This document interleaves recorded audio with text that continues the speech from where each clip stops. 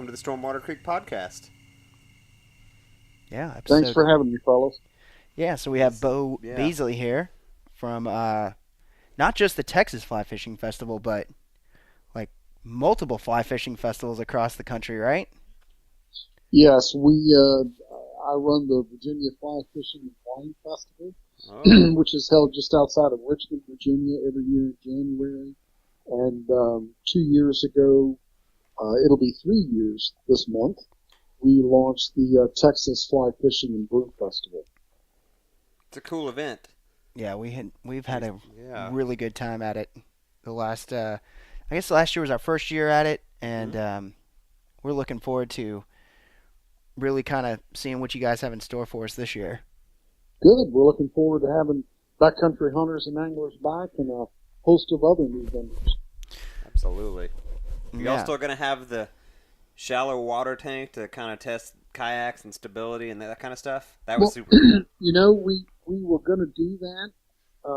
We were going to have a kayak pond, but to be perfectly candid with you, we had so many vendors that were trying to get in, we had to make a choice of having a kayak pond and leaving a bunch of people out, or maybe putting the kayak pond on hold to let more vendors in.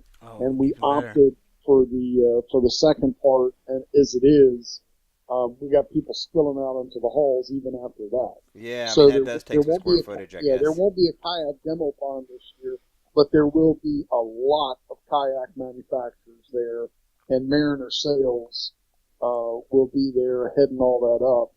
And since we're on the topic of kayaks, the people that will be there will be Hobie and Old Town and Bonafide and New Canoe.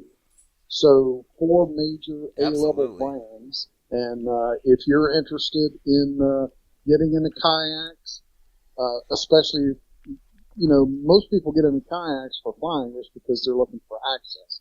They want to get closer to the fish, or they want to be able to move from one part of a waterway to another without making any sound, or traveling some significant distance. And kayaks allows you the opportunity to do that. So, yeah, if you're into kayak fishing and you want to get a new one, or you don't know anything about it, the whole festival is designed to educate people. So this would be a great time to see the folks from Mariner Sales and see the latest kayaks from those 4 premium brands. Sure. I think we're familiar with those brands. Oh, yeah. We've done our share of kayaking for everything from fly fishing to regular fishing to camping to deer hunting to duck hunting. We run our kayaks through the ringers. So that's pretty cool. But sidetrack from fly fishing. They're awesome tools to have if you're Well, a public land hunter. If you think about it, all the kayaks is basically a variation of the canoe. Yeah, right? absolutely. So just like frontiersmen, hundreds and hundreds of years ago, used canoes to go from point A to point B. That's in essence, the same purpose of these kayaks. They just, you're allowed to perhaps go in some water that a canoe would not traditionally be able to navigate well. Sure. And you're actually able to turn all the way over and right yourself, which is not something you can do in a canoe. So, yeah, at least not very easily without taking on water. So it's a great tool, and like I said, it gives you really good access while you're fishing. Do you do any kayaking?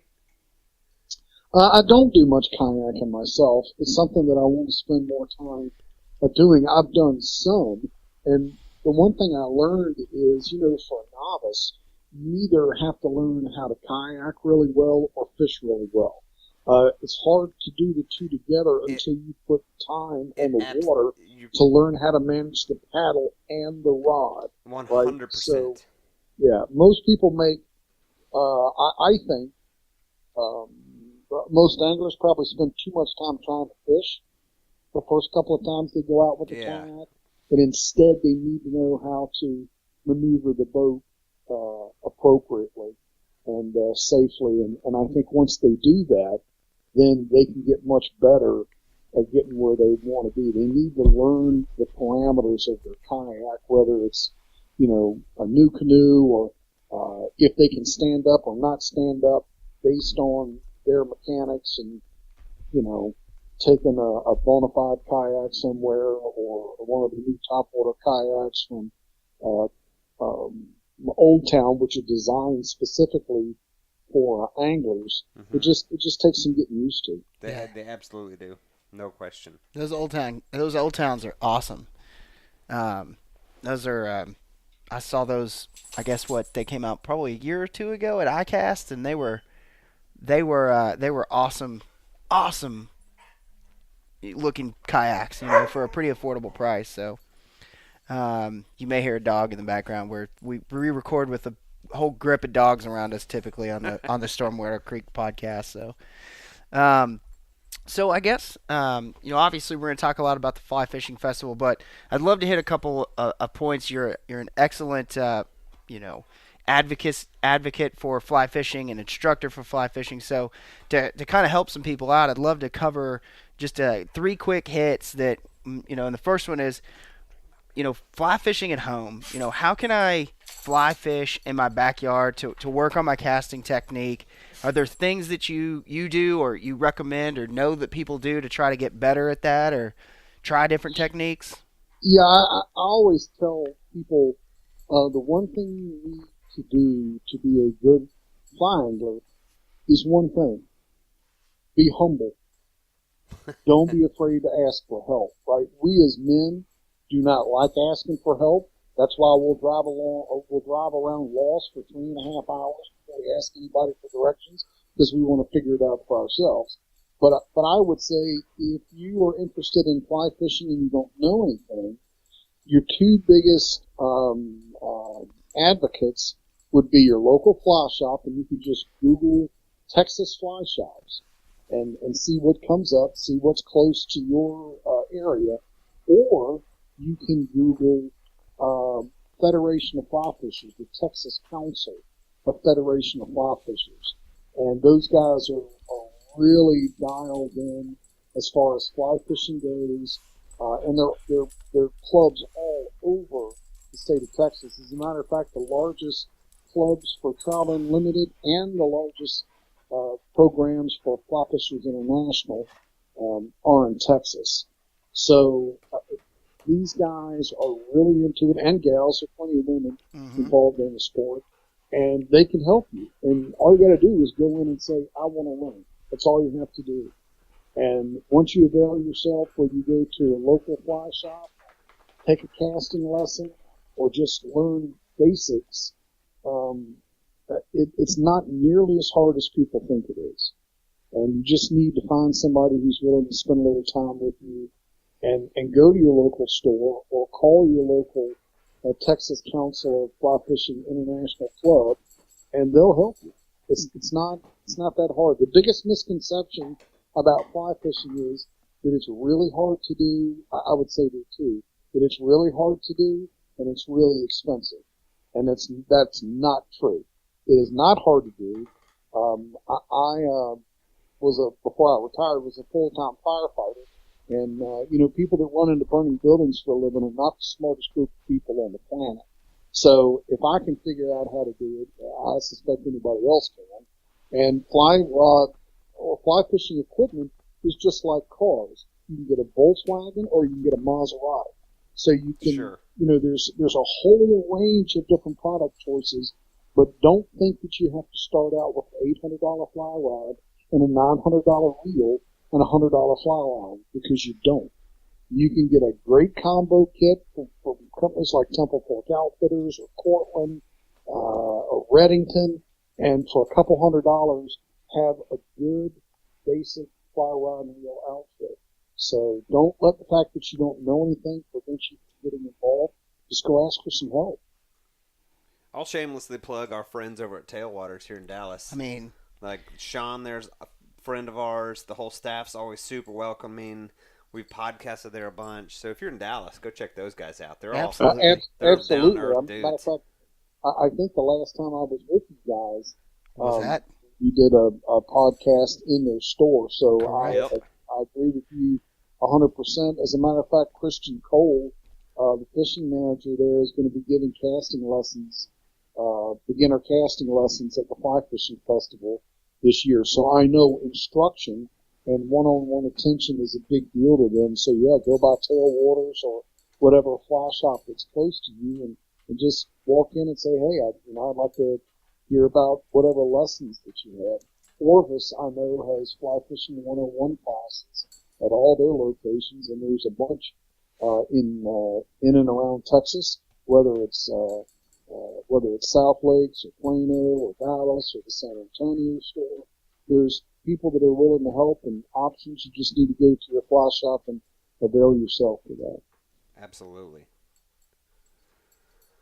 What's next on our ideas of topics? What's your favorite bass fly? We're getting into bass season here. Well, I have to be perfectly candid with you and tell you that I'm very partial to popping bugs. Now, for your listeners that may not know, popping bug is a surface water pattern, so called because when you pull it, it makes a popping sound in the water column. And this is particularly attractive for fish. A lot of people don't know this, but water conducts sound 4 times faster than air. And most fish have what I call a passive radar system. They have a lateral line which runs from the back of their gill plate all the way down to their tail, which in essence means, and that lateral line is a nerve ending that they use like an ear. So imagine how good your hearing could be. Think about how good your hearing could be if it stretched from the top of your head all the way down to your ankle. And we could amplify the sound you heard all the time times 4. So that's why wading carefully is a big deal, because you don't want to make a lot of noise. That's why when you're watching television and you see the guides poling the boats in places like Florida, it's not just that they don't want to bang their pole up against the boat, although those kinds of sounds travel quite a bit. Merely the force of the boat can be sensed by the fish. So the nerve endings along the sides of those fish, and I don't care what kind of fish it is, whether it's a bluegill or a bass or a catfish, they have a type of lateral line. And that's usually the line of demarcation, where as you go towards the back or the top of the fish gets much darker. And as you go from the side of the fish down to the belly, they get whiter. And that's a camouflage that they use in every species. Probably the easiest lateral line to see is if anybody's ever seen a picture of a snook, which is a saltwater fish. They have one black line that runs through the center of their body, and that's the lateral line. Those lateral lines are on every fish, fresh and saltwater. It just, you happen to, the markings of a snook just make it obvious because it's got a black line running through the center of the fish. Wow. But most people don't know that fish can hear very, very well.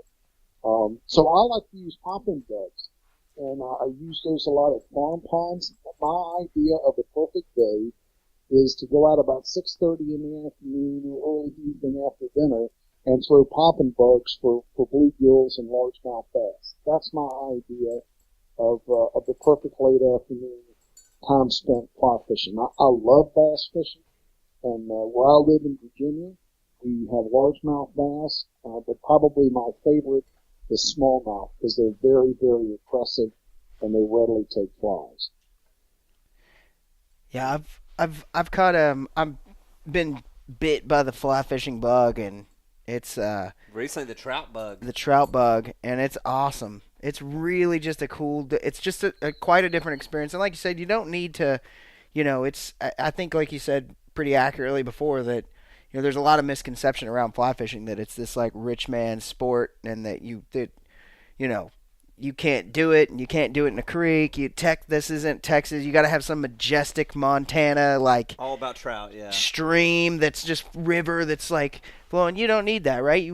I like I said, fly fishing a little. You've yanked some bass out of farm ponds. Out of farm ponds, little city ponds, little creeks. All of that has worked here and right in Texas, right? And I don't have anything special, right? I've got like a Cabela's rod and reel that there's nothing to write home about. And I mean, Jordan, one of the other guys that's on the podcast, he had for the longest time one of those like Eagle Claw, like Academy specials that he was working with. And like you said, there's a difference, obviously, between that costs $30 and something that you can get from, say, Temple Fork or, out Tailwaters that's like a Maserati. But you don't need a Maserati to drive to and from work. You can get there in a Ford Pinto and still get paid. That's exactly right. And it's not, that's a great analogy. I tell people all the time, you can drive a Volkswagen and you drive a Maserati. They're both going to take you there. It's all about how you're going to go. Yeah. The biggest mistake that people make is they don't spend enough time learning how to cast. Mm-hmm. And they buy a $200 outfit, and they think when they spend $400, they can cast twice as well. Yeah. And the truth is, there may not be a big difference between that $200 rod and $400 rod. The rods are made so well now, that's number one, because of all the advances in technology. But most people don't take the time to learn how to cast. And as my friend Rick Pope, who owns, is a founder of Temple Fork Outfitters, likes to say, it's often the Indian and not the Arab. Right? Yeah, always. You have to know how to operate a piece of equipment. And just think about it. I went to the Dallas Safari Club convention in January in Dallas, and if you have a 14-year-old boy out in the back 40 hunting with a 410 shotgun, he's not any different than the guy in Africa shooting a rhino for $30,000 over a week's hunt. It's all about the hunter and what he or she wants to do and what their experience is, right? So I would just say get involved with the sport, and it doesn't cost a whole lot of money to get started, but I would warn you, if you get involved and you really like fishing and you're a fly angler, it's addictive. It is just, I can't use any other word for it than I found fly fishing to be addictive, and it's very relaxing, and, there's always something to do. Every advantage goes to the fish.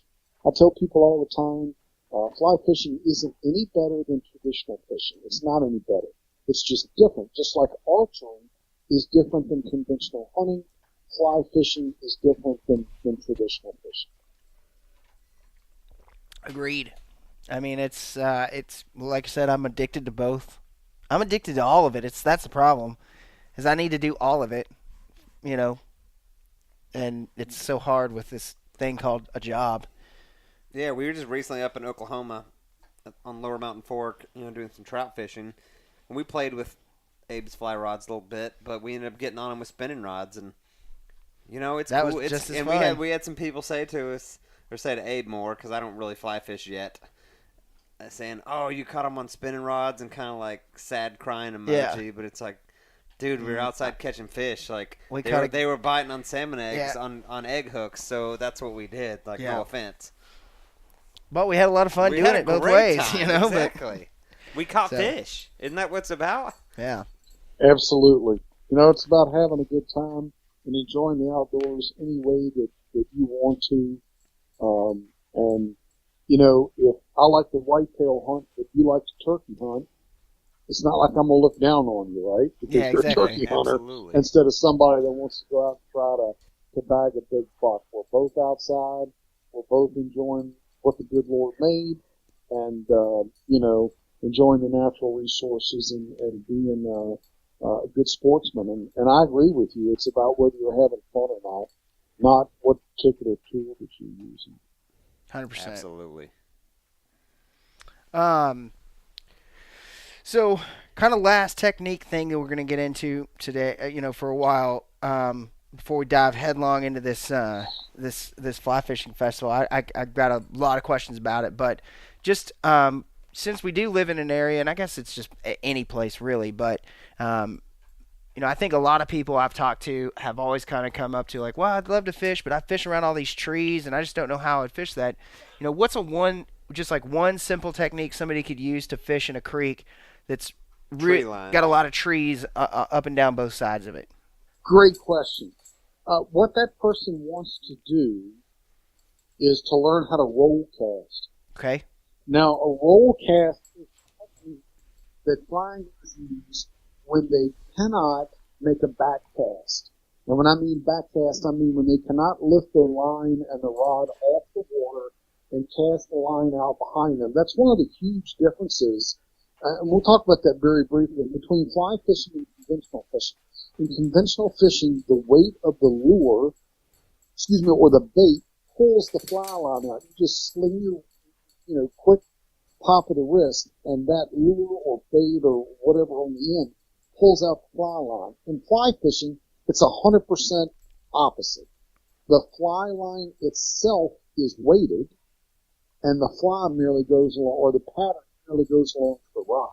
So you have to work the fly line out behind you. That's why you see people casting and the fly lines going out behind them. But if you learn how to roll cast, that allows you to pick a small amount of line up off the water using the surface tension of the water to load the rod, and then you're able to cast even with trees around you. And it's not a hard technique to learn, and it is deadly accurate. And I know guys that can roll cast 30, 40, 50 feet. Mac Brown will, he can go out and roll cast 60, 70, 80 feet.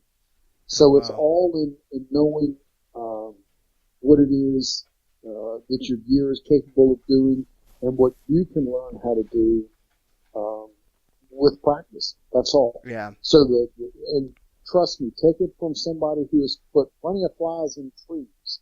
I know all about being around tight cover, and it's just learning how to roll cast will make a big difference and allow you to present your pattern so it can be effective. Roll cast. Look it up on YouTube, because that's where I learned how to fly fish and tie flies for just about anything I need to do. I'm gonna go look at YouTube. So go look at YouTube. I'm sure you can get some good visual aids on learning how to do that, because I'm gonna learn how to do that. Because right now, I tell you, I drove past a pretty popular creek for the sand bass around here in Texas, and it was like probably 4 rows deep and had 20, 30 cars in it. People are on the sand bass right now. So, and hooking one of those things with a fly rod would be awesome. So, kind of just to dive just into the deep end of the festival that's about to happen, and well, I guess if you're listening to this podcast, it is March 15th or thereabouts, and you're a little over a week away from the actual festival. So, hopefully you're like, oh man, I'm gonna go get my tickets. And so tell us a little bit about just how this thing came about. Like, what's the history of the festival in the first place? Well, as I said, I've been running the Virginia Fly Fishing and Wine Festival for many, many years. And about 5 years ago, I had people come up to me and say, hey, you need to consider, we really love this concept of it being a festival and being fun and being something that you bring the whole family to. And with the heavy emphasis on teaching, you should try to do one of these somewhere else. And at the time, I was still working full time for Fairfax County Fire and Rescue, and that's where I worked for 30 years. But right before I left the department, I started doing some research on another location, and I decided to come to Texas. I knew there was a lot of interest in it, and I was encouraged to come down and try to put an event together unlike what might be going on anywhere else. And that's what we did. And I spent almost 2 years looking for a location before I found Plano. The key for an event like this is to find something that's close enough to a population center that you can draw people, but not so horrifically expensive to rent the building and all the other dozens and dozens and dozens of other aspects that go into it prevent you from doing it. So we came here 2 years ago. This will be our 3rd year next week on the 23rd and 24th of March, and we're really excited about it. And it's something where if you don't know anything at all about fly fishing, this is the place to come. And once people get there and they go, you have to admit, it's not hard to draw a crowd when you tell Texans they can drink beer and talk about fishing. That's not a hard lift. So we just wanted to combine fly fishing and learning about microbrewery beer.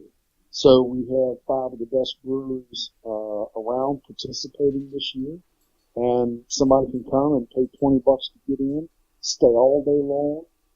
We offer about, I think at this point right now, about 18 different lectures that are open to the public with your admission fee all day long, everything from fly fishing in Ecuador to how to tie flies. So there's something for everybody. And you also get some beer tasting tickets, and you walk around and turn in your beer tasting ticket to the different breweries, and they educate you on their beer. And then if you decide you want to buy a beer, you can, and enjoy it while you're in class or while you're at the festival. So it's an interesting concept, and it's one that we have been very successful with so far. I'm very happy to get support from breweries like Tups, Four Corners out of Dallas. Tups is out of McKinney, and then Sweetwater, who is their headquarters is in Atlanta, but they have a big brewery in Austin. But Sweetwater has been a supporter of the festival since day one, and so is Four Corners for that matter. And then also Oak Highlands is a new brewery we have coming on this year. And then our good friends at Real Ale. And what I did not know when I came to Texas was there is a huge fly fishing culture within the brewery community. Yeah. So it's kind of interesting. It's kind of a niche within a niche, right? Like a secret brotherhood. I had no idea there were that many guys that knew how to make beer that were also flying. So it's been a pretty good mix. Yeah, I mean it's been shocking. Like I said, as I've kind of dove headlong into the world of BHA and the world of kind of getting involved with those breweries, and just kind of seeing them, and you see people show up all the time to the to these to fly fishing film festival, all of this stuff, and it's just just a cool. It's a very neat group of people who are very welcoming and very open to, you just walk in there and you know nothing, and they're gonna make you feel like you are one of the gang, and I think that's really neat to see, and everybody always talks about like how barrier of entry, how do I get involved in this and that, and it's really just like go get involved with somebody like go out to the Texas Fly Fishing Festival, go get involved with BHA, get involved with Trout Unlimited, go down to Tailwaters and hang out at their events they have throughout the year. And you know what? You're going to learn more than you could ever imagine. Those people are just waiting for somebody to come down there and kind of be like, "Hey, I don't know anything. Great, you're my mentor. Come on, let me show you how to do this." And all of a sudden you're a expert angler. Yeah, it's just a matter of availing yourself to what you have around. The problem is you don't know what you don't know. And that's why I said if you just, humble yourself and come. And what's interesting is I had a guy call me just this week, and he bought casting lessons for him and his wife because they wanted to learn how to do it together. And he said, well, we don't have any gear. We don't know anything. I said, well, this is just the right place for you. Well, what do we need to bring? Nothing. Just show up. Just show up with an attitude that you want to learn and have a good time. We'll provide all the gear, and you take a paid class, or even if it's a free walk-up class, we'll provide the gear. And we just want to introduce you to the sport that we love and that we're passionate about. And we're fortunate enough to receive support or sponsor support from people like TakeMeFishing.org, which is part of the Recreational Boating and Fishing Foundation. And they are all about access and getting more people on the water. And our good friends at Temple Fork Outfitters, it's not an understatement to say that this festival probably would have not taken place without their strong help and leadership. And then, of course, we've had good help and support from Tailwaters. And then one of our new sponsors this year is Fish Partner, and they are going to offer. You might want to write this down. They're going to offer people the opportunity to fish in Iceland for 5 days. Oh. So all you have to do is come fill out our survey. We're going to ask you questions about where you're from and how you found out about us, that kind of stuff. And if we draw your name, you will get to fish in Iceland for Atlantic salmon, salmon and brown trout, free lodging, guided gear, food, everything. Just all you'll have to do is to get yourself there, so you have to fly from DFW to Reykjavik. But beyond that, as soon as the plane lands, they've got you covered. Wow. So if you ever wanted to go fishing in an incredible environment like Iceland, Fish Partner is ready to help you meet that need. And I can tell you, just seeing their film clip of that place is just amazing. I mean, it's just, I've never seen anything like it. So that would be incredible to see. Kind of incredible to see, and be in that kind of an environment. No doubt. Reykjavik. I mean, there's all kinds of stuff you can get there. I mean, that was the thing. Like last year was, for sure.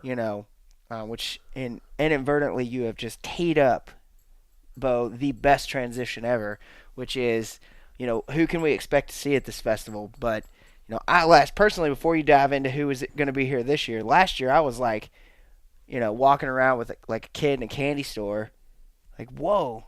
I think they had the world record brown trout there too, that thing right? was massive. Yeah, it was. It was pretty cool to see. But some of the people that you'll see this year is Gordy and Sons from Houston will be there. They're one of our sponsors. And a new sponsor we have this year, Raleigh Rod Crafters, which is out of my home state of Virginia. So they're a new rod manufacturer. I bet there aren't 10 people that have seen a Raleigh rod yet in the state of Texas. But they are sure going to get to see them if they come to the festival. And they got a pretty cool contest going on at the end of the day. People will be able to enter a free contest to cast and have a chance to take home a free Raleigh rod. Oh, that's awesome. Yeah. Like a targeted cast, kind of like, because last year I kind of saw them doing like a hula hoop there and kind of like everybody trying to lay it out there, and it was a ways out. I'm barely a fly fisherman at best, and watching them do that was amazing to me. Yeah. So that's one of the new things we're going to do. We'll be doing on late Saturday afternoon. We're going to have some pretty serious representation by the Texas Council of Fly Fishers International. They're going to be there, large and in charge, helping with instruction, and they're also going to be raffling off a kayak. So that'll be kind of cool. Nothing like getting a chance to win a $2,000 kayak for a $20 raffle ticket. No doubt. And there'll be free raffles if you renew your membership. With the Texas Council, you'll win a chance to take home a Rod Smith rod cover, which is something you can mount on your vehicle. Oh, wow. I think I've seen some of those guys have those big mount tubes to keep everything protected. Absolutely. You put the rod reel line, everything already put together, and you don't even have to break it down. So that's kind of cool. Some of the magazines we'll have there this year. Representatives from American Angler and Fly Tie and Gray Sporting Journal. Southwest Fly Fishing will be there, and so will Strong and Tail.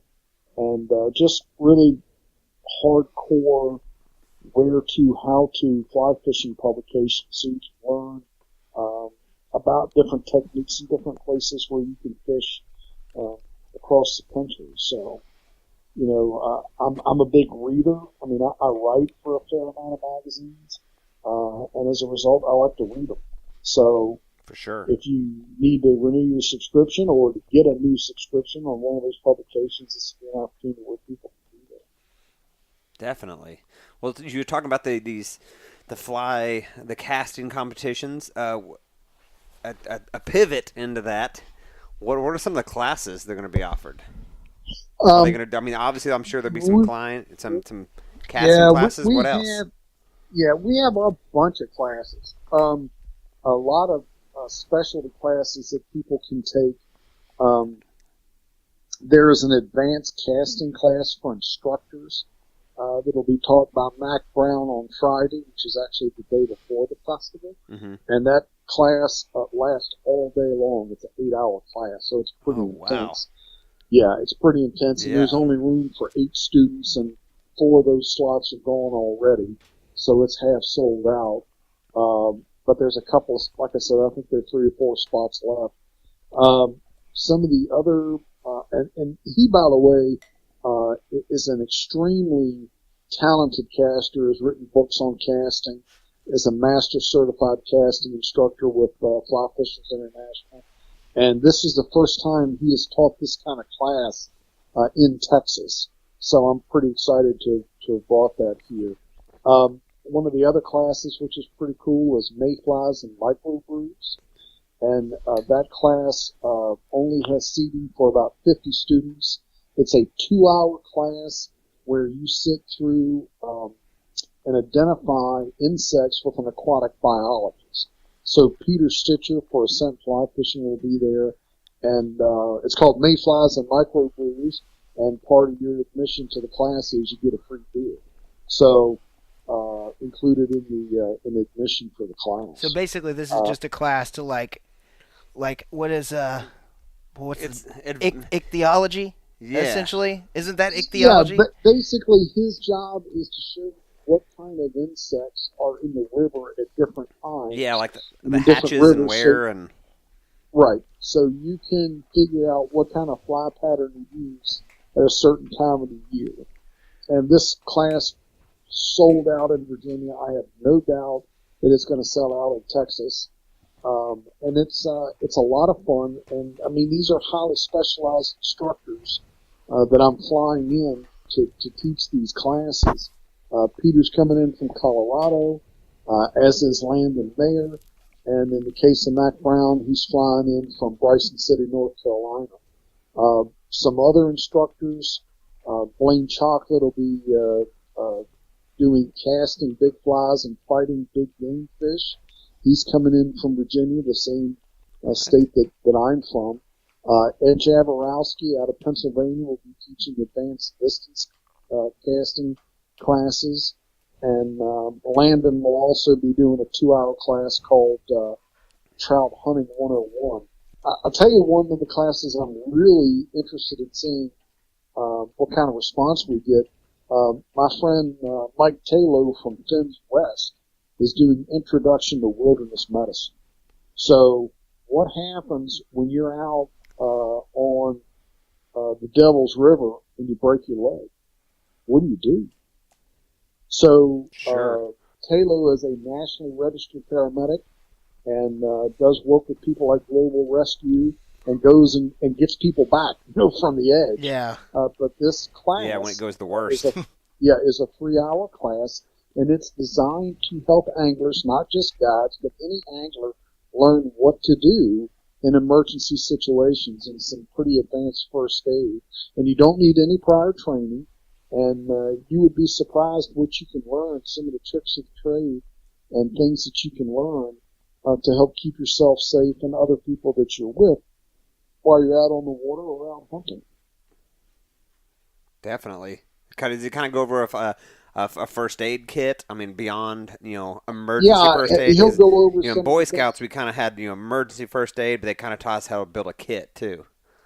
Right, yeah. He'll have some of those there. And matter of fact, I think he's doing a class on building your own first aid kit. Yeah, because I think that's awesome. If you have a kit, you can, I don't want to bastardize it, but you can figure out how to use it in a situation. But if you don't have a kit, whole thing's pointless. Yeah.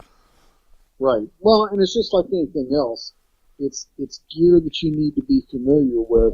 And I can tell you, having been a paramedic and a firefighter for 30 years, the time to come up with a plan is not when you need one. Exactly. Oh, hell no. Yeah. You need to know what you're doing. It's like the people that would go out hunting and never sight their gun in, right? Never clean their firearm on before they go out there. Well, I mean, not a good plan. Here's a perfect example. Have you heard of the? So I don't know if you listened to the Hunting Collective podcast with Ben O'Brien, but he had a guy on his podcast who was on, not Kodiak. Where did Steve Renault and them get attacked by that brown bear?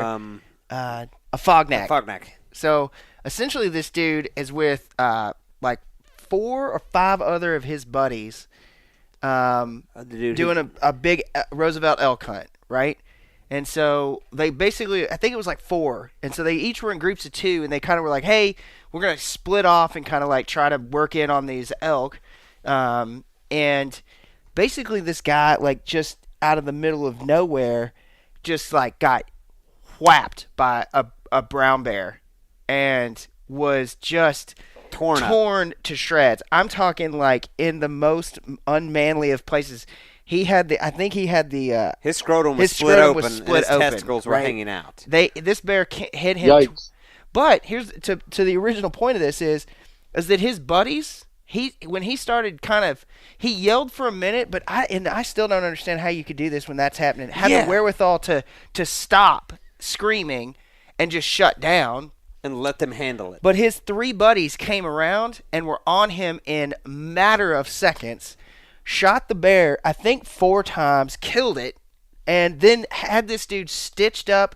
This guy single-handedly lived because those guys were Johnny on the spot. Knew what to do and got him back out of that island and to a hospital. No, they air flighted. They air flighted, but they had the wherewithal to like for trauma put all that, but they had some training there, and if you don't have that, well, you're SOL.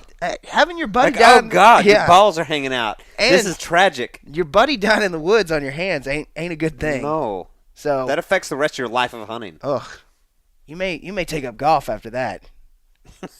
Right. Well, but the whole idea is you have to have some sense of what to do when things go wrong. Exactly. And the time to think about that is before you go outside. Very much so. On March 23rd. Right? Not, and that's what you're going to learn. That's what you're going to learn from Kalo at Finn's West. That's awesome. Somebody who's got decades of experience in emergency medicine, what to do, and then more importantly, sometimes what not to do.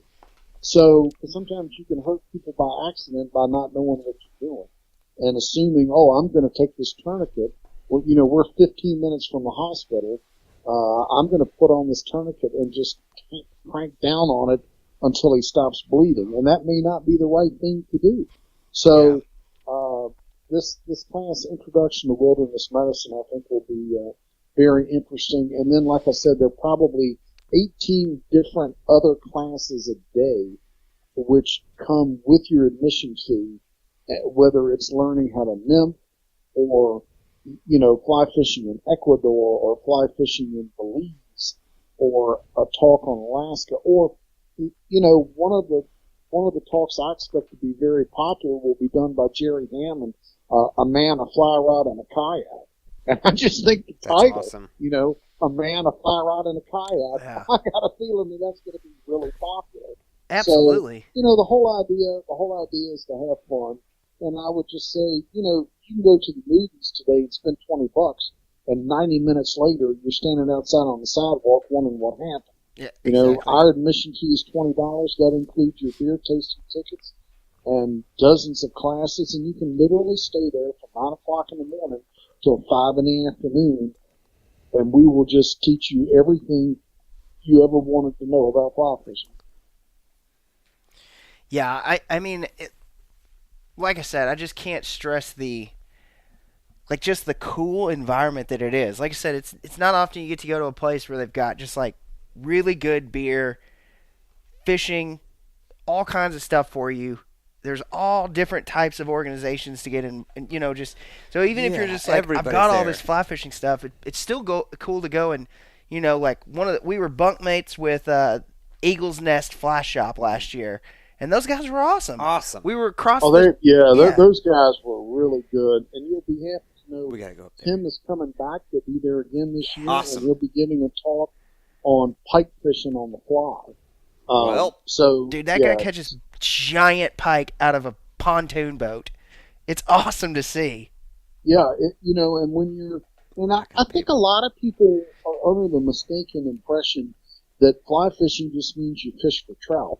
You know, you can fly fish for just about anything. Yeah, and you just got to have the right gear. And you know, I don't talk about it very much, but every now and then somebody will be talking about big fish and the biggest fish they ever caught, blah, blah, blah, blah, blah. And sooner or later, somebody comes around and says, well, what's the biggest fish you ever caught? And, a pike. No, biggest fish I ever caught was a 125-pound black-tip shark. Oh, and I caught it on a 10-weight TFO saltwater rod off the coast of North Carolina. And I would tell you that is not unusual. It just so happened to be I was in the right place. I was out with some guys. We were chasing false albacore. The false albacore were feeding behind a shrimp trawler, and the black-tip sharks were feeding on the false albacore that were feeding on the shrimp and the bycatch. And I just mentioned to the guy, I said, man, I'd like to catch one of those black-tip sharks. And he said, really? I said, yeah. He said, well, wait 5 minutes.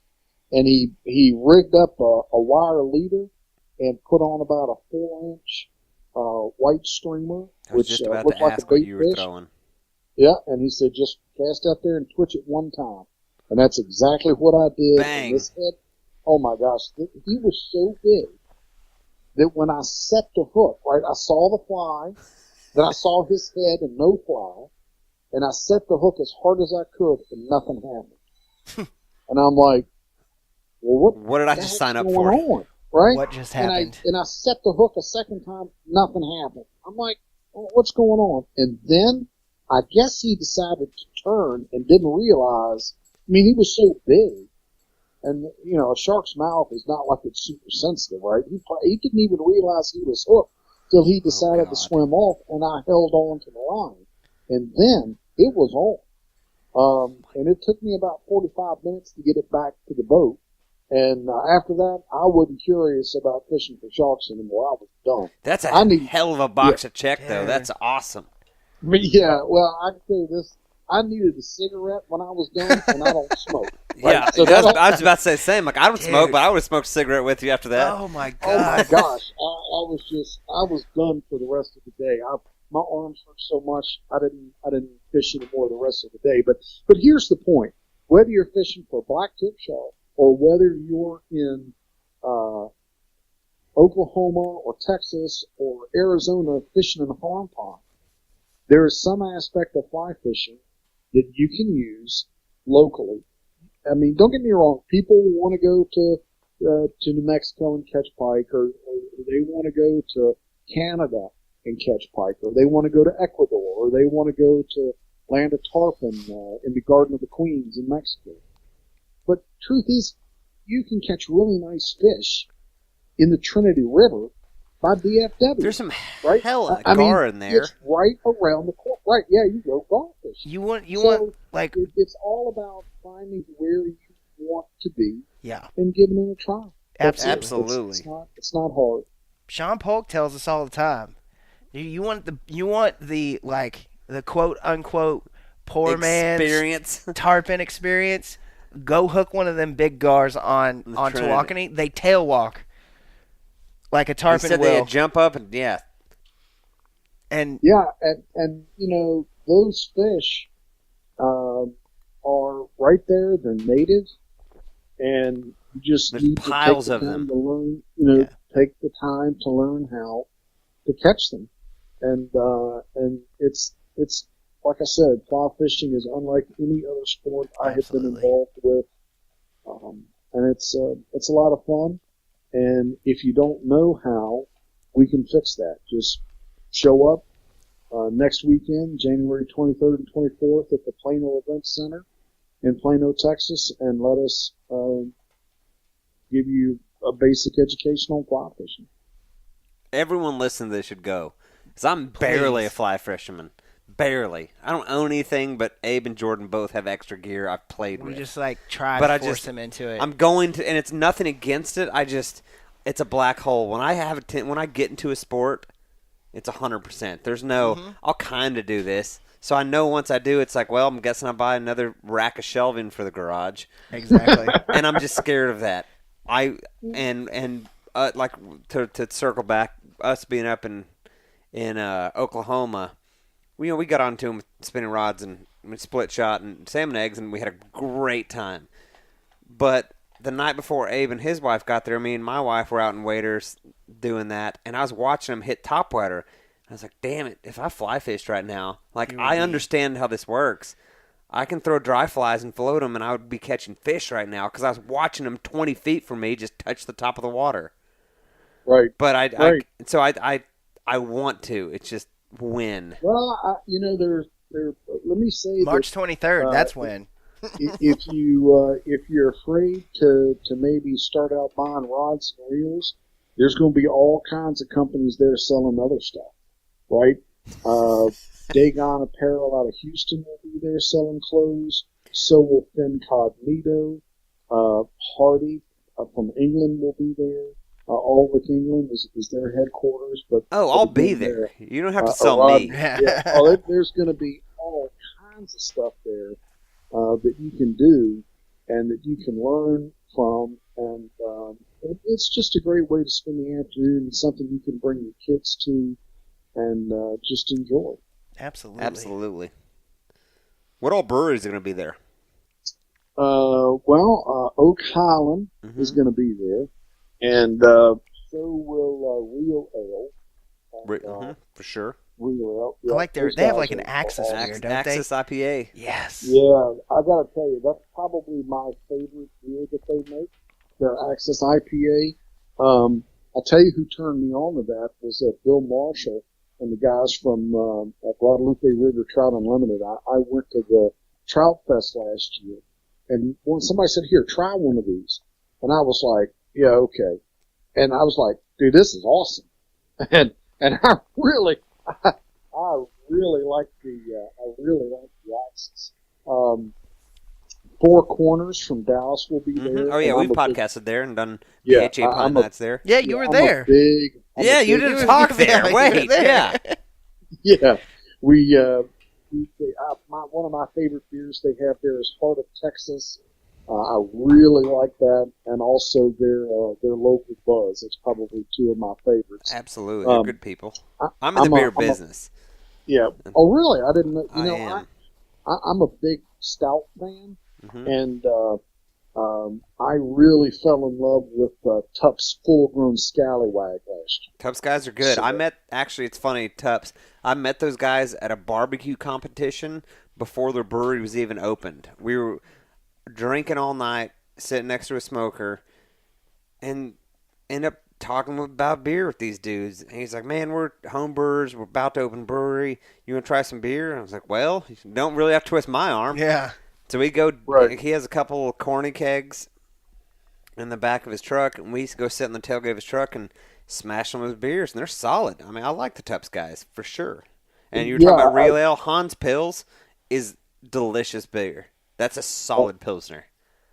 Absolutely. I can dig it. And the Axis IPA is real good, too. Yep, I agree. I agree. And I think that it's all a matter of just trying different kinds, and that's the advantage. All 5 breweries there will have 3 different beers. So you got 15 different beers to choose from. And just experiment with what you like. Like I said, I'm a big stout guy, so I really like Tup's Full Grown Scallywag, but I also like, the Axis from Real Ale. So it's just like anything else. Different people have different tastes, and just like different fly rods are constructed different way, beer is constructed a different way. And the thing that I like about it is you can come there and learn why a beer tastes a certain way, or how it's made, why it has a certain color that it does.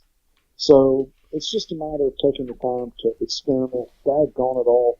Sometimes that means you're forced to drink multiple samples.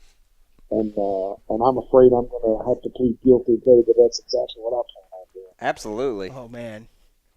We're going to have some fun at the BHA booth. We always do. Absolutely. We did a couple podcasts at BHA booth last year. Kakoa, Eagle's Nest. Yeah, we had fun. We tried to get those boys from Eva's Bone Lodge on.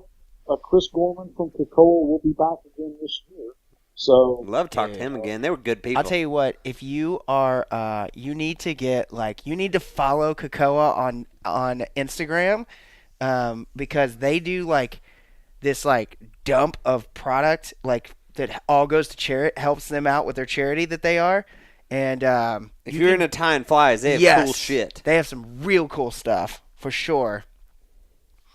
I'm hoping that they're going to be there teaching people because they were doing fly tying lessons and stuff like that at their booth, weren't they? Yeah, I watched some kids tie some flies, which blows my mind because as an adult, I know nothing about it. You're like, oh, neat. As we see her staring at Abe's fly tying setup. Yeah, that's my man crafting. That's it. Well, there'll be a whole section of fly ties there this year that weren't there last year. That's one of the things that we expanded. So there'll be a bunch of fly ties there, all with the ability to teach you as much as you want to know. You just need to sit down in a chair across the table from them and sit down and watch what they're doing. So, and fly tying is something that you can do around here, even when the weather's lousy. Maybe it's too hot or too cold to go outside, and you just get to tie your own flies. And to that end, I'm happy to say that about every major vice company in the country is going to be there this year. Laura Vice is coming, and so is Renzetti, and so is Regal. So those are three premium vice companies, and all three of them will have representatives there and their latest product to display. So if you're interested in that kind of thing, they will be there to tell you what makes their product different from somebody else's vice, or you may want to specifically concentrate on tying dry flies, or maybe you want to tie big game flies, and they have different vices for different applications. So that's just one. And this is why it terrifies me to take this plunge. It's bad. Because you see, I have a fly tying rig and I have a rod building rig now. That's what that is? I'm trying to work. I'm building a five weight rod from the ground up. So you build really cool things that go bang. I build really cool things that we can trade things. Yeah, I know, it's awesome. You build a bunch of rods, I'll build a bunch of guns. Oh, trust me. We'll just play. We'll throw them all in a big pile. Well, that sounds like fun to me. Yeah, right? It's kind of how it works around here. Exactly. We were at a hog. It's a fundraiser for a buddy's lease. They call it Hogorama.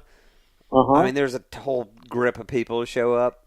So if you're not there a couple days early, there's more just pig hunting. Drink beer and hang out with your buddies, Orama, which is fine. It's always a great time.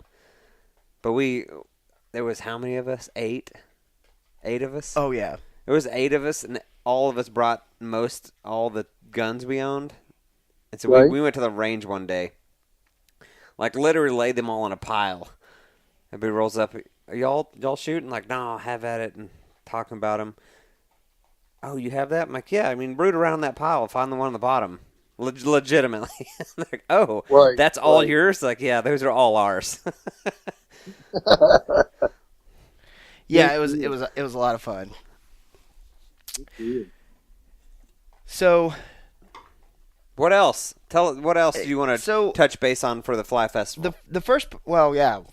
Is there anything else that just, I would encourage people that don't know anything at all about fly fishing to come out, but it's also for the experienced angler. I mean, one of the advantages that we have with all the instructors that we're going to have there, we're going to have people that will feel at ease if they know nothing about fly fishing at all or they're just starting, and we'll have, nationally known authors and instructors that this is what they do for a living. So they're experts at what they do, whether it's Jason Randall coming in from Chicago to talk about nymphing, or Landon Mayer coming in from Colorado to talk about trout hunting, or Blaine Chocolate coming in from Virginia to talk about, how to fish for big predators and how to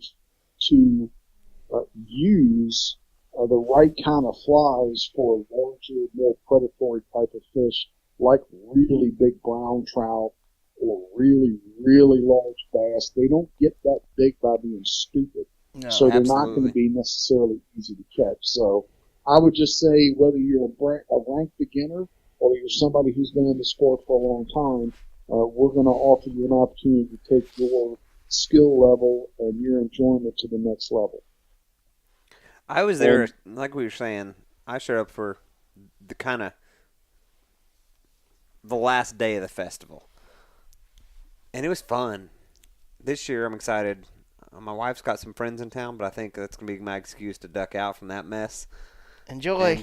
And go come hang out at the festival. So I'm super excited to see all Duty this. calls. Yeah, well, I got public lands and public waters to secure here. I got to go. We're going to kick the event off on the night of March 22nd, Friday night at Tups, and we're going to have an International Film Festival tour showing. So just show up at Tups. You can buy tickets at the door if we haven't sold out by that point. And there's also going to be a showing of a clip from Back Bay with a special tribute to Lefty Craig. And so that'll be pretty cool. So that'll be Friday night. We call it our Bass, Bugs, and Blue Night at Tups, where we'll be playing the movie on the big theater screen there. The Bugs, and does that constitute crawfish? Say again? You said Bass, Bugs, and Bass, Bugs, and Blues. Blues. Bass, Bugs, and Brews. BREWS. Yeah. Does bugs constitute crawfish, or does that constitute flies? Well, patterns, whatever you. Because I'd really like to eat some crawfish. That's kind of I'm hungry. Yeah, well, I don't think there'll be. I don't think there'll be any raw crawfish there. Although, I know there're going to be some food trucks there. I don't know whether any of them will be selling crawfish. Okay. But just clarifying. Yeah, so just people will be able to bring their own vices in time, watch the movie, and have a good time. And then Saturday and Sunday, it's 9 to 5 at the Plano Event Center. Everything is inside, so even if the weather's bad, we can still have the event with no problem. Absolutely. It just makes it a little tougher on the outside casting classes. And anybody, who would want to get any more information, they can just go to the website, which is www.txflyfishingfestival.org. txflyfishingfestival.org. And they can learn all about us and the classes that are available and tickets and times and see all the speakers and all that kind of cool stuff. So it's a great way to spend the weekend, and I'm looking forward to it. For sure. But we'll two more questions to keep everyone entertained before we, do some Stormwater Creek BHA talk. Craziest fly fishing story you have?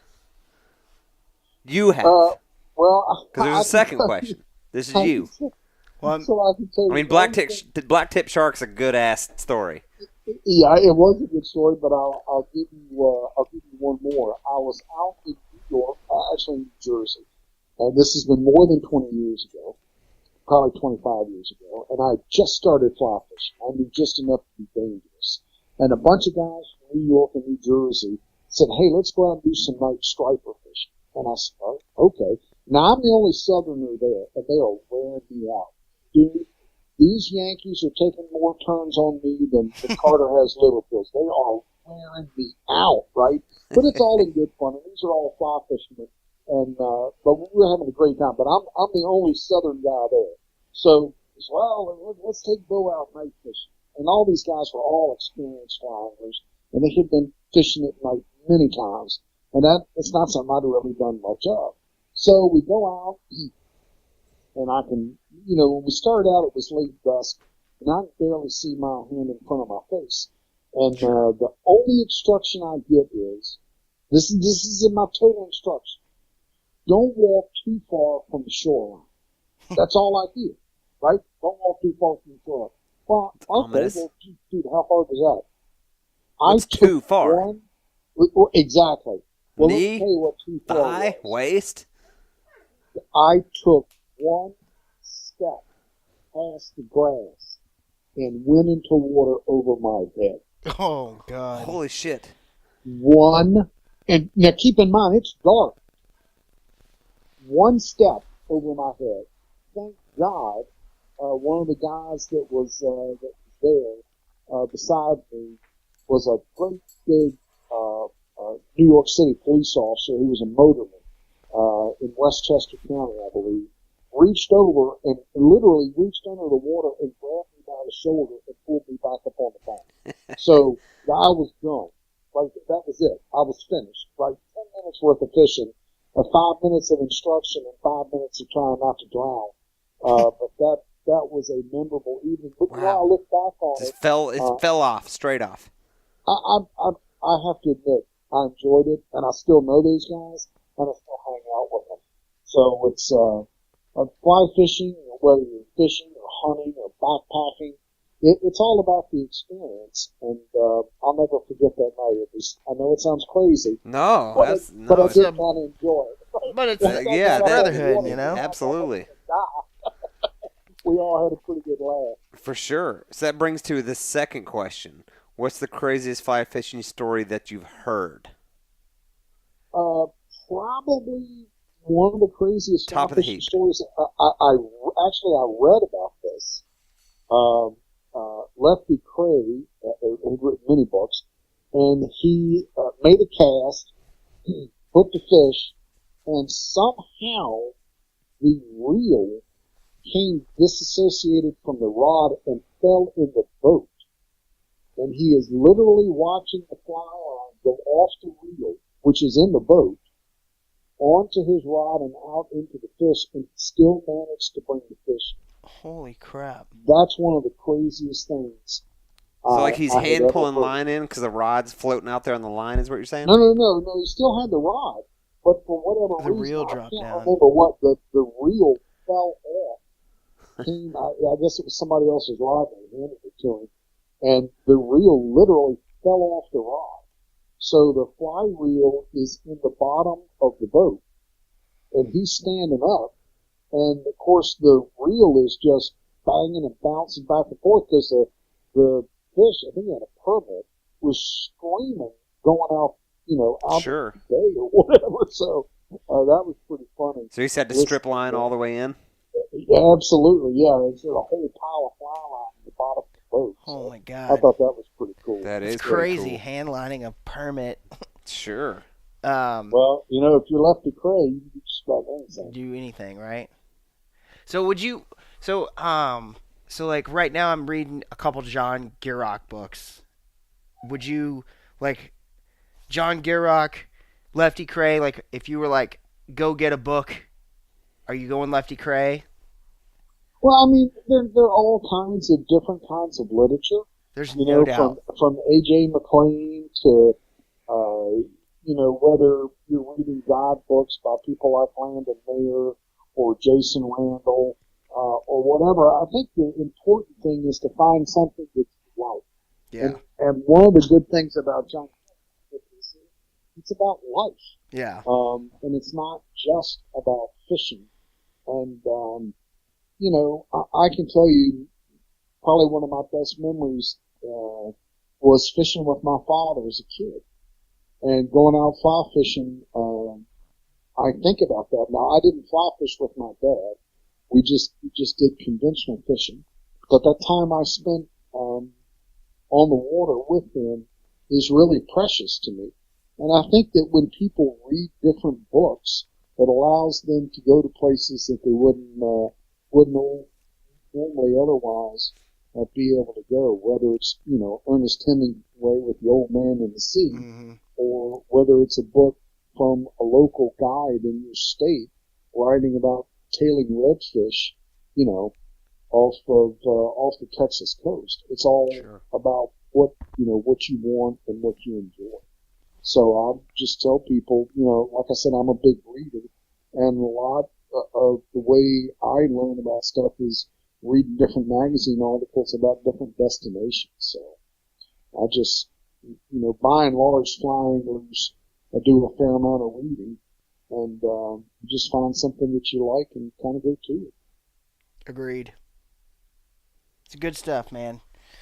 Absolutely. So,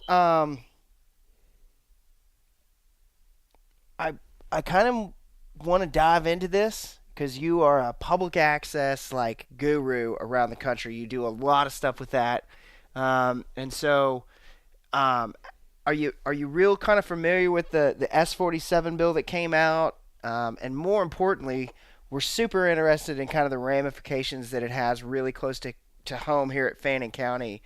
Do you have any kind of 2 cents that you want to throw in on that? Well, I think like with any legislation, it's a pretty big bill, and there are all kinds of different aspects to it. And I think what you often see with anything like that, there are parts that you're going to like, and there are parts that you're not going to like. Yeah. Right, because this is a big bill. So like yeah. I mean, it's a huge bill, and there are a lot of great things in this bill. Agreed. The perpetual funding of the Land and Water Conservation Act. The Land and Water Conservation Fund is huge for access. The new wild steelhead special management areas, which is going to be out in Oregon, is a big deal. I mean, there are hundreds of thousands of acres that have now been protected that wouldn't otherwise normally be protected. Yeah. But just like with anything else, there's a compromise and there's give and take. And I'm assuming you're talking about the acreage that is going to go from federal control to state control there in Fannin County, and I don't think there's a problem with that. I just think what people are concerned is, and I don't like putting words in people's mouth. I think they're able to speak for themselves, but I fear that there are probably some people that are concerned that if it goes out of federal control into state control, that then somehow that land is not going to be available for hunting or fishing anymore, and that's their biggest concern. Yeah, that's mine personally. Absolutely. Because we hunt there. That's the thing. We have turkey hunter up there. Yeah. We have done a lot of deer scouting. It's on our literally agenda. Been on that place, and so that's what really got to me was the fact that anytime something transfers from the federal to the state or even the local level, because I'm pretty sure they're transferring this right down to the county level. Yeah. Just kind of makes me very nervous. I'm all about private landowner rights. I'm all about giving people the ability to own land and be able to utilize that land. But, to me, the federal government does something very well with federal land, and that's managing that as long as we do the things we need to give them the money to do it, right? So this S-47, like you said before, where it funds the Land and Water Conservation Act, gives them the ability to provide quality campsites, provide quality, buildings and amenities on the place for people to utilize it to camp and fish and hunt and do whatever they need to do on it. So that's what personally gets to me, Well, and I think, one of the other parts of this bill that I don't think people really know much about is the Partners for Fish and Wildlife program.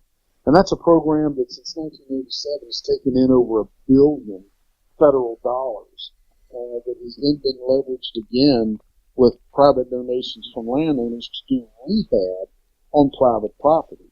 Now, some people would say, well, wait a minute. That's bullcrap. Why are we spending federal dollars to rehab private property? I'm against that. I think that's wrong. That's a crop. Well, it depends on how you look at it. What happens if the river goes through an area that isn't going to get restored at all unless somebody gives them a hand? Right? And I'll tell you what you won't see. You won't ever see a mule deer or an elk or a bear checking for a property line. Exactly. Yep. Right? So I'm not saying that we have some giant giveaway program. Agreed. But I am saying, I live in Virginia. We have a lot of cattle here out in the southwestern, towards the Shenandoah Valley part of the country and then southwestern part. And you walk up to a farmer and you tell him, you know what? You're a terrible person. Yeah. You're just a horrible, terrible person because you let your cows go all over the place and they walk over in the river and they pee in it. They tear the sides of the banks down through erosion And it's just terrible. Well, that's one way. Or you could say, hey, Mr. Farmer, we're with Trout Unlimited, or we're with Backcountry Hunters and Anglers, and we think your property would be worth more, and your fish and your wildlife would be better if we fenced your cattle out. But we know that's an expensive venture. How about this? How about you pay for half the fence, and we pay for the other half? Agreed. And then when we're done, the stream is better, the wildlife is better. Everybody wins. The water's colder because the trees get to grow and provide shade. So I think, you need to have a kind of a circumspect look. Yeah, and a real healthy balance, right? Yeah. And we see that a ton in Texas with the amount of private land we have. Is it's us versus them? Like, no, it doesn't have to be that. Right. Well, let me give you an example of something that I am, and this bill talks about too, is trading property. That's a really important option if you can trade land. For example, what do we do if we have federal lands, and we do, and we have what's called a checkerboard effect? Yep. Mm-hmm. And that's where there are all kinds of patches of federal property, but you can't get to it because it's surrounded by private property. So it might be good for the wildlife, but it makes it hard for hunters and anglers and other people who might want access. So what happens is, and I've seen this done in Virginia, where different parts of land are traded between landowners and the state or landowners and the federal government. Agreed. And it's not any different than somebody selling one house and buying another house in another neighborhood. The other thing is, I am working on a case right now. I just started doing some preliminary research on an access problem for hunters out west and in the Crazy Mountains. And there is some dispute over some of the trails, where some of the hunters and hikers believe the trail is public property, and there's some landowners that believe the trail transverses their private property, and they're now putting up fences to prevent people from traipsing through their front yard or side yard or whatever to access some elk hunting property, federal property. So there's a legitimate concern there where we don't want, I'm sure you wouldn't want people walking through your backyard every other day. I mean. On the flip side, if you moved there and there was a federal, or not even a federal, if there was, a prescriptive easement and there's historical use of it being a thoroughfare, you can't just put up a fence the next day and tell people they can't come anymore. So I'm doing some research on that. I'm doing some research on some preliminary research on a court case in Louisiana dealing with duck hunting and waterfowl, where there's a court case right now trying to determine whether a particular waterway is a river or a lake. And it is called a lake, but it acts like a river. And the reason that is important is lake property is owned by the state. River property can be owned by an individual landowner. So if the judge in this case rules that this piece of property, which has historically been called a lake, is in fact a river, then all of that could go from public property to private property practically overnight. Now, overnight is kind of a tongue-in-cheek thing because a court case can go on for years. But, I mean... so once the verdict's made... That pendulum swings. Once it gets moving, it swings quick. Right. Well, and it's like anything else. I don't care whether you're dealing with river bottom ownership in Virginia, which I know quite I've written a fair amount about river bottom ownership in Virginia. But river bottom ownership in Virginia is not the same thing as river bottom ownership in Texas. Absolutely. What makes a navigable river according to state law in Texas has got nothing to do with what it does in Virginia.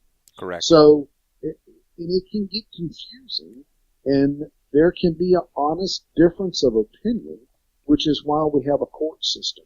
So some of this stuff is assumed, and nobody really knows till they pay the money to go to court to get a decision.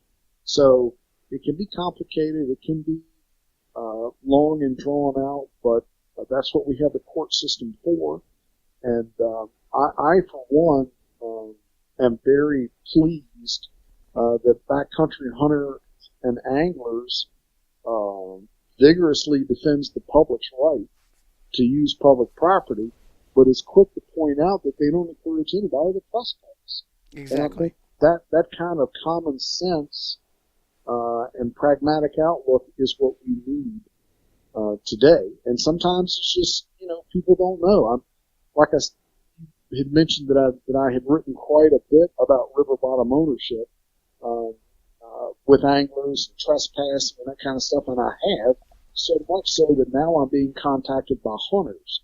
And I recently started doing research on a case in Westchester, New York, where a duck hunter was prevented from hunting on an island where he had been hunting for years. And he contacted me and said, look, I don't think this is right. And the long and the short of it was, and I still haven't written about this, but I will be, the town charter says that you cannot discharge a firearm within the city limits.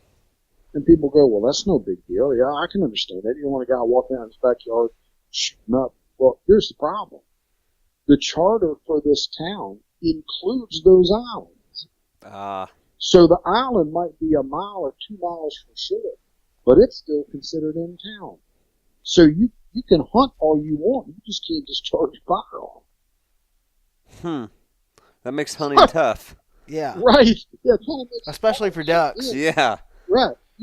So and listen, it's not the guys that own firearms. A lot of ordinances in town, their code or their law reads something that hurls a projectile. So what does that mean? That means you can't shoot a bow either. Exactly. Because that arrow is a bow has tended to be a gray area, firearm or not. Correct. It's not a firearm, but it is a deadly weapon.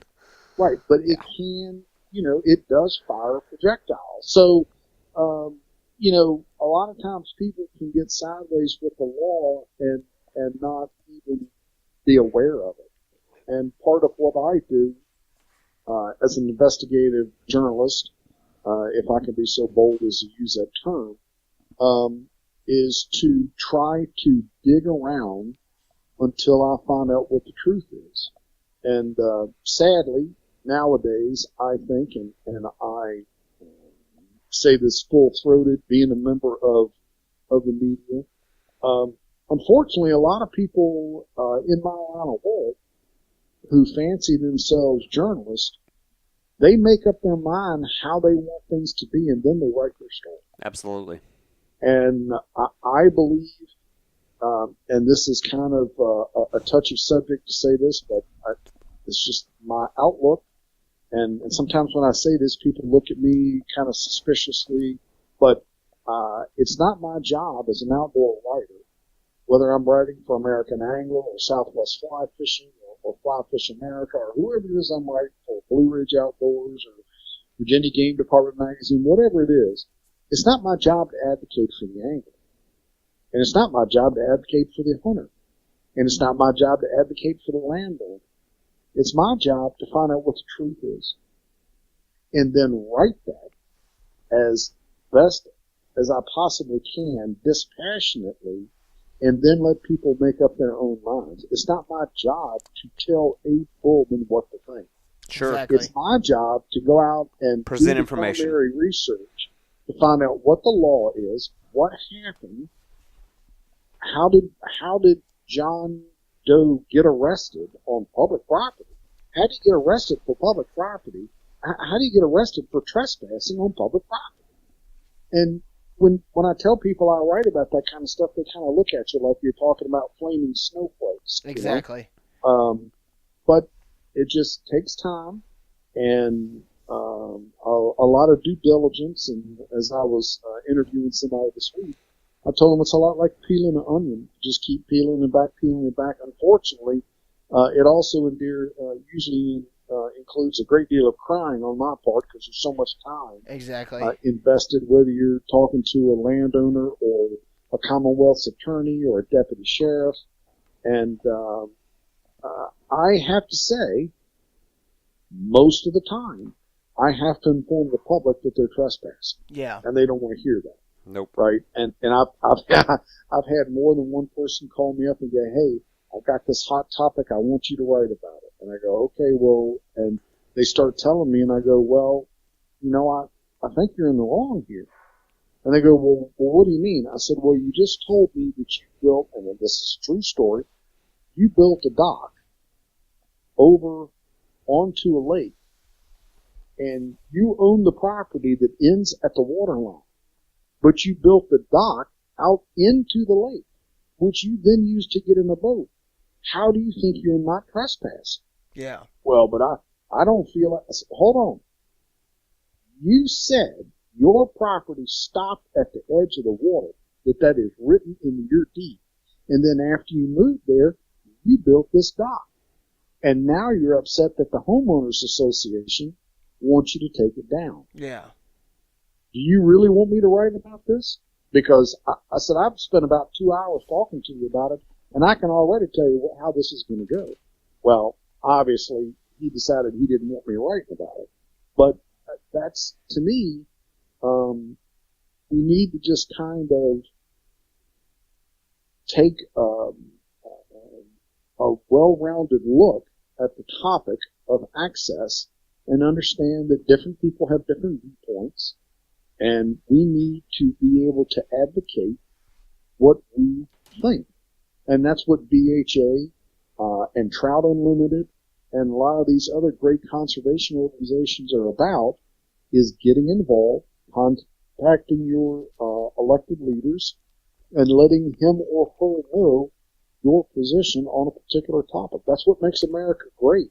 That's what makes democracy great, is it's a participatory sport, and my vote is just as important as yours, and your vote is just as important as anybody else's. Agreed. So we just need to take the time to be wise and do a little research before we get all wound up about a particular topic, because I'm surrounded by people that get very, very upset knowing about 5% of the problem. What they should know. Absolutely. We see that a lot with BHA. Yeah, well, I think BHA has done a really good job of educating the public on a broad scale, and they're advocating, I think, for good things. Absolutely. And I think some things we just need clarity on. And this case in the Crazy Mountains, some of the other issues that I've written about or I'm going to write about, is just that. You just need to take the time to do the research before you write about it, because there are a lot of different viewpoints, and we need to try to present everybody's viewpoint as much as we can in a cogent and fashion that's easy for people to understand, so they can make an informed decision. Correct. Well, we've covered a lot of topics tonight. Well, this has been a wide range, so we appreciate your time, my friend. Beau, thank you so much for being on again. Thank you for having me, and I've been a fan of Stormwater Creek podcast in the past, and I look forward to hearing you guys here, and look forward to seeing you guys at the Texas Fly Fishing and Blue Festival next week. Yes, sir. Absolutely. We look forward to seeing you there. March 23rd, 24th, Plano Event Center. TX Fly Fishing. You say the address again. TXFlyFishingFestival.org? That's correct. Okay. TXFlyFishingFestival.org. Man, Beau, thank you so much for being on the podcast again. And I'll tell you what, we're going to have you on again just to talk about more policy stuff, because we could talk about that for days. So. And we can recap the festival. Absolutely. Well, that sounds good to me, and I look forward to seeing you guys. And if you're wandering around the festival grounds and you're not exactly sure where to find me, I would look at one of the 5 brewery tents. I'll probably be by one of those. Yes, sir. Absolutely. We will look for you there. Okay, see you guys there. Thank you for being on the podcast again, and thanks everybody for listening to the podcast. Check us out. Make sure you subscribe and rate and review the podcast. It's the best way to help us out. Yeah, all these things. Subscribe. That'll help us the best. Thanks, guys. Thank you all. Have a good one.